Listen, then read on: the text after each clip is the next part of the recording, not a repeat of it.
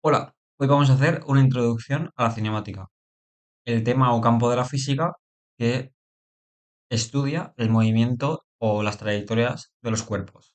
Antes de continuar, me gustaría aclarar que harán falta una mínima noción de ciertos conocimientos como derivadas, la regla de la cadena e integrales, ya que va a ser una introducción con deducciones matemáticas para que sepáis de dónde vienen las fórmulas.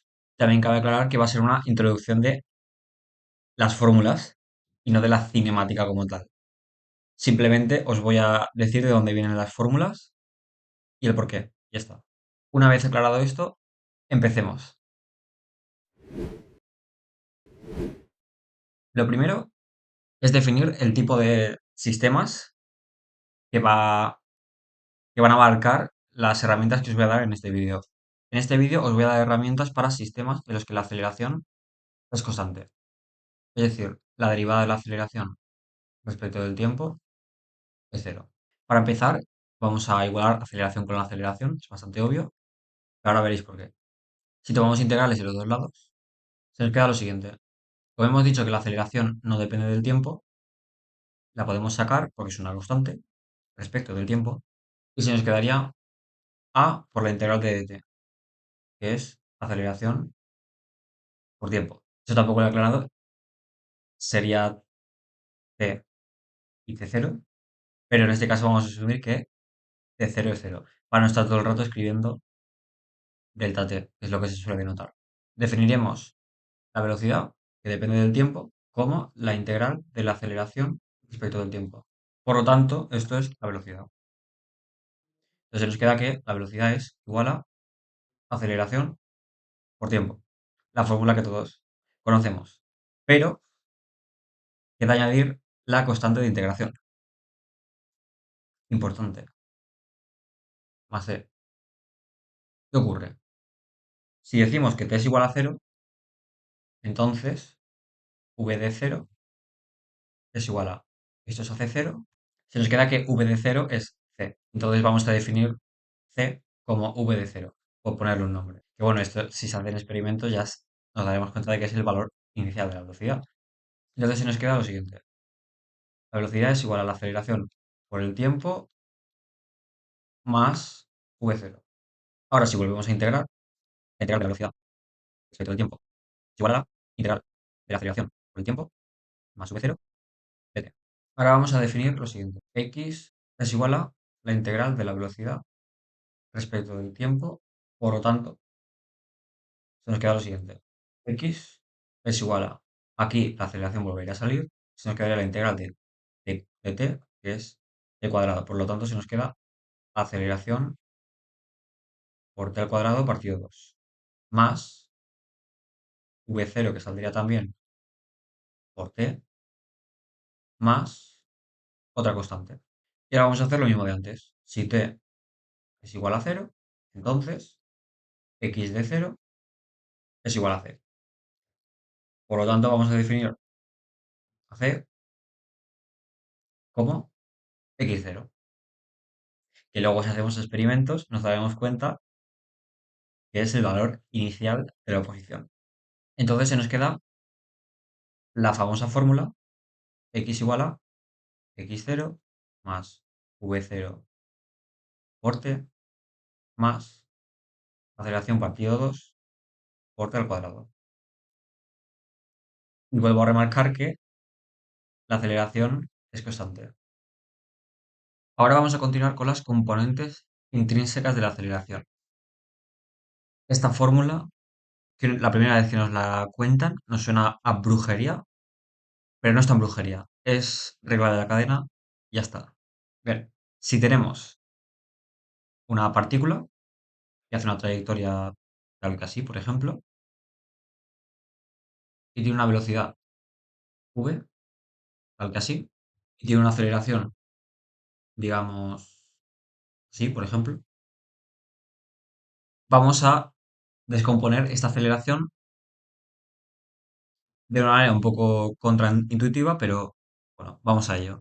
Primero de todo, aclarar que cuando ponga v va a ser, en este caso, va a ser el módulo de la velocidad, como hemos visto antes, La velocidad es la integral de la aceleración respecto del tiempo, lo que es lo mismo que decir que la aceleración es igual a la derivada de la velocidad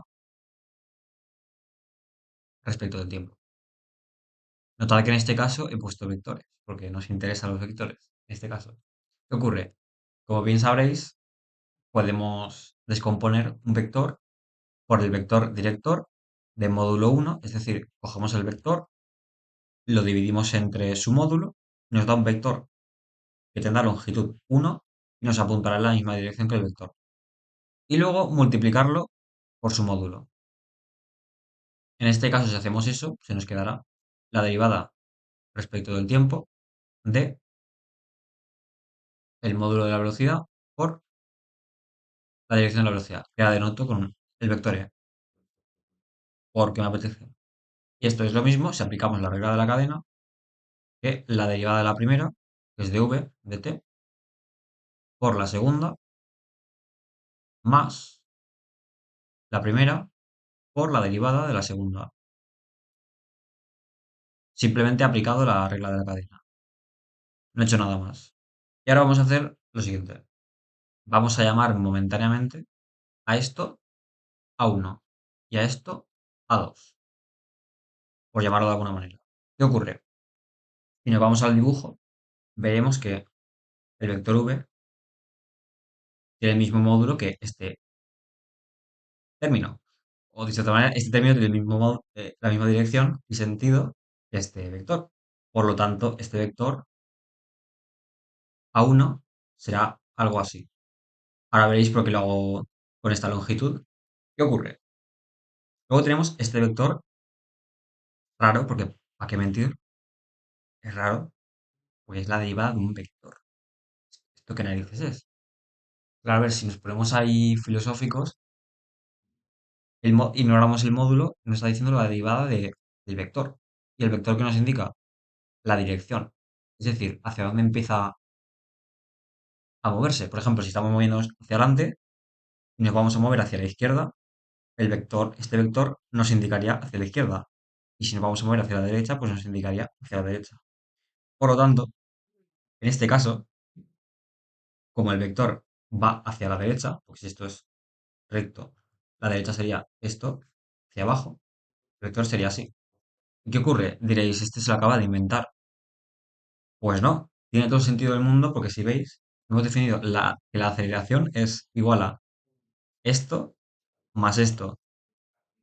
Y como todos sabemos sumar vectores, la suma de los vectores se hace por la regla del paralelogramo y por lo tanto esto es correcto. Aquí nos damos cuenta también de que, o vaya, un vector es tangente y otro es perpendicular.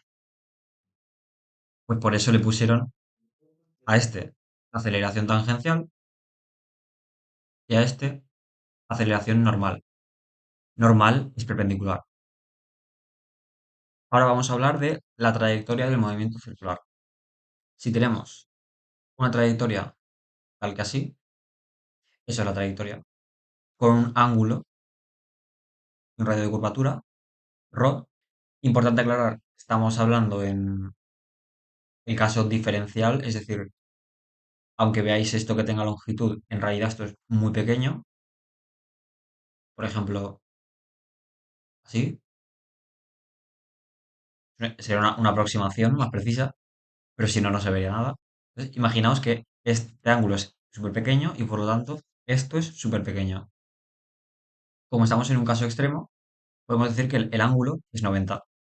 No sé si lo veis, pero cuando tiende a infinito, esto tiende a ser tan pequeño, tan pequeño, tan pequeño, que prácticamente es perpendicular. Por lo tanto, es perpendicular a infinito. Por lo tanto, podemos aplicar trigonometría. Podemos decir que la superficie es igual a el seno del ángulo por el módulo. He dicho de otra manera, con la definición sería que decir que d θ es igual a cateto opuesto partido cateto contiguo. Es lo mismo. Por aquí, como hemos dicho, como d θ tiende a cero, observamos una bonita propiedad del seno, es que el límite cuando un ángulo tiende a cero del seno de θ, es lo mismo que el ángulo. Parece una aproximación muy bestia, pero funciona. Si hacemos esto, entonces ds es igual a ρ por θ, por dθ, perdón. Y si traemos una definición de antes, v es igual a ds partido dt. ¿Qué ocurre? ds lo hemos definido aquí también. ds que es ρ de θ. Y si de aquí usamos este término y este término, llegamos a lo siguiente. Dθ partido dt es igual a v partido p. Y esto es lo que se llama la velocidad angular. Por lo tanto, de aquí sacamos que la velocidad angular es la velocidad partido el radio de curvatura. Para el caso de la aceleración es lo mismo. Aceleración angular es igual a aceleración partido el radio de curvatura. Y ahora vamos a conectar esto con otra fórmula que hemos visto antes.